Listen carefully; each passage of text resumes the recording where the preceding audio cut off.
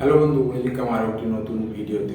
আজকের এই ভিডিওতে আমি তোমাদেরকে দেখাবো, তোমরা এখন যে দেখতে পাচ্ছ স্ক্রিনে, যে আমার মোবাইলের স্ক্রিনটা দেখতে পাচ্ছ, এটা হচ্ছে আমার মোবাইলটাই। এটাকে আমি কম্পিউটার মতো বানিয়ে ফেলেছি। তো আজকের ভিডিওতে আমি এটাই তোমাদেরকে দেখাবো, তোমাদের মোবাইলটাকে পুরো কম্পিউটার বা ল্যাপটপের মতো কীভাবে বানাবে। তো চলো তোমাদেরকে প্রসেসটা আমি দেখিয়ে দিই। এর জন্য সবার প্রথমে মোবাইলে প্লে স্টোর অ্যাপটিকে ওপেন করে নেবে। এর জন্য তোমাদেরকে ছোট্ট একটা অ্যাপস ডাউনলোড করতে হবে। এখানে সার্চ বারে লিখবে Win7।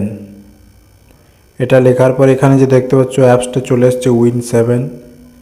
এই অ্যাপসটাকে ডাউনলোড করতে হবে। অ্যাপসটার লোগোটা দেখে নাও। তো এখানে আমার অ্যাপসটা ডাউনলোড করা আছে, এই অ্যাপসটা ডাউনলোড করে নেবে। তো এখান থেকে আমি অ্যাপসটা প্লে করছি। এখানে প্লে অপশান চলে আসবে, ডাউনলোড করার প্লে অপশানে ক্লিক করবে। প্লে অপশানে ক্লিক করার সাথে সাথেই তোমার কিন্তু মোবাইলটা কম্পিউটারে পরিণত হয়ে যাবে। তোমার স্ক্রিনটা এখানে একটু ওয়েট করবে।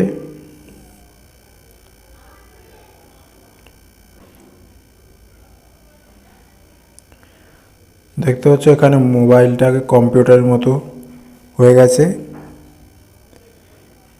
এখানে আর একটু ওয়েট করে নেবে। এখানে এটা একটু টাইম নেবে প্রসেসিংটা হতে। তো এখানে দেখতে পাচ্ছ এখানে অনেকগুলো এখানে তুমি ক্লিক করবে, এই অপশানটাতে ক্লিক করবে।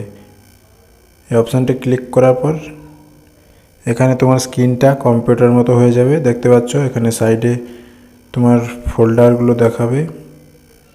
এখানে তোমার মাউসের অপশানটাও চলে আসছে। এখানে নিচে যদি কোণে ক্লিক করো তাহলে কিন্তু এখানে ক্লিক করলেই তোমার এখানে সমস্ত ফাইল আর সমস্ত কিছু চলে আসবে। এখান থেকে ক্রোম ব্রাউজারে ক্লিক করতে পারবে।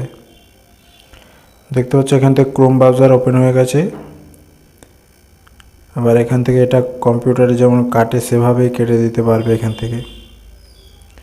দেখতে পাচ্ছ অ্যাপস খুবই দারুণ, কিন্তু একটা নতুন ফিউচার এটা।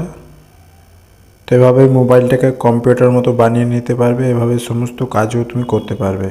এই ছিল আজকের ভিডিও। যদি ভালো লাগে অবশ্যই একটি লাইক করে দেবে, আর চ্যানেল যদি নতুন হয়ে থাকে চ্যানেলটি অবশ্যই সাবস্ক্রাইব করে নেবে। ধন্যবাদ।